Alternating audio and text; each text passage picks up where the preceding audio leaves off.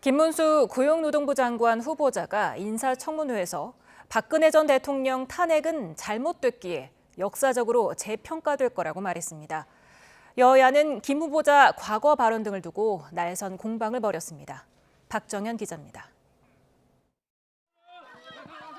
김문수 고용노동부 장관 후보자 인사청문회는 초반부터 여야 간 날선 신경전이 벌어지며 한때 파행을 빚었습니다.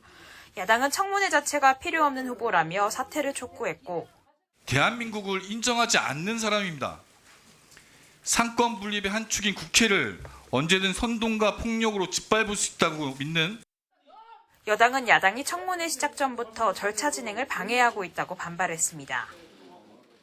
자격이 없으면 후보자직에서 스스로 물러나라. 그런 주장은 본 질의에서 하면 됩니다. 청문회가 재개된 뒤에도 야당은 과거 김 후보자 발언들을 하나하나 재소환해 공세를 이어갔습니다.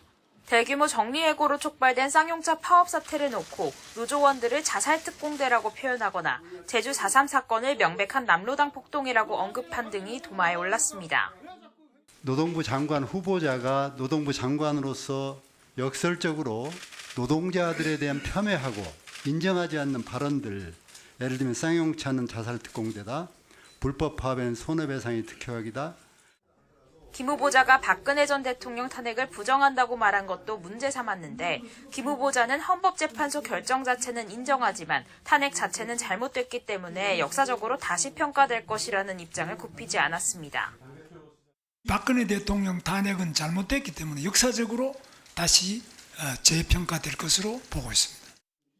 야당은 김 후보자가 최근 2년간 이어진 실질임금 감소 상황을 처음 듣는다고 언급한 것을 두고도 자격이 없는 후보라고 꼬집었습니다. 반면 여당은 김 후보자의 과거 노동운동 이력과 함께 공직자 시절 일자리 창출을 위해 노력했다는 점 등을 부각하며 적격이라고 힘을 실었습니다.